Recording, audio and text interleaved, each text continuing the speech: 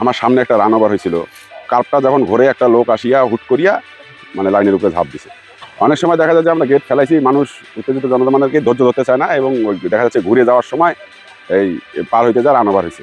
আমাদের চাকরি করতে গেলে অনেক বাধা আসে এবং অনেক সমস্যার মুখেই থাকতে হয়।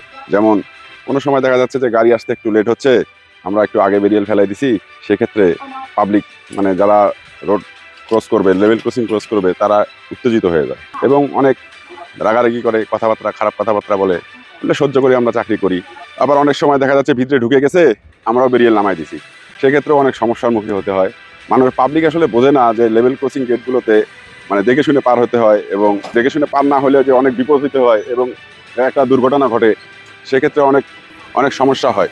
এবং আমার অভিজ্ঞতার ক্ষেত্রে যেমন আমরা ডিউটি করি, সেক্ষেত্রে অনেক সময় দেখা যাচ্ছে যে এলএম সাহেবরা কার্ভগুলোতে একটু হর্ন দিলে আমরা আগে থেকে অ্যালার্ট হয়ে থাকি, কিন্তু হর্ন দিলে আমরা বুঝতে পারি গাড়িটা কত দূর আছে।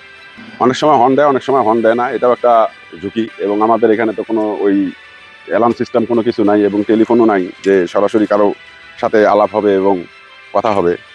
আমরা নিজেদের মোবাইল দিয়ে ডিউটি পালন করি। আর অভিজ্ঞতা বলতে কি, আমি যখন রংপুরে ছিলাম তখন আমার সামনে একটা রান ওভার হয়েছিল।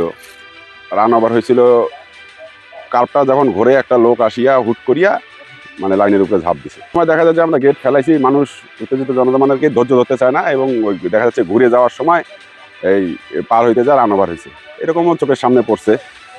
কিন্তু তৎক্ষণাৎ তো কিছু করার নাই, কিন্তু মানুষ তো মানুষের জীবনের থেকে মানে সময় থেকে জীবনের মূল্য কম হয়ে গেছিল, এই জন্যে লাইন পার হইতে যে ট্রেনে কাটা পড়ছে। আর আমাদের মূলত ডিউটি হলো 8 ঘন্টা শিফট, তিনজন আছি আমরা এখানে। 8 ঘন্টা করে 24 ঘন্টা শিফটিং। অনেক সময় গভীর রাতেও ইঞ্জিন মানে যদি কোনো সময় ট্রেন লেট থাকে, সেক্ষেত্রে দেখা যাচ্ছে পাওয়ার যদি কোনো সমস্যা ট্রাবল দেখা দেয়, রাত 2টা 3টার দিকেও নাইট ইঞ্জিন যায় এবং 3টা 3:30 এরকম হয়। 4টার সময় একদিন গেছে, আরেকদিন ফজরের সময় গেছে, মানে পাওয়ারের সমস্যার কারণে এগুলো হয়ে থাকে। তো এগুলো আমরা তো মানবতার জীবন এবং প্লাস সময় অ্যালার্ট থাকতে হয়। একটু যদি মিসগাইড হয়ে থাকে তাহলে তো একটা দুর্ঘটনা ঘটে যাবে, তখন আমাদের উপরে চাপ আসে। এটাই হলো আমাদের দায়িত্ব এবং কর্তব্য।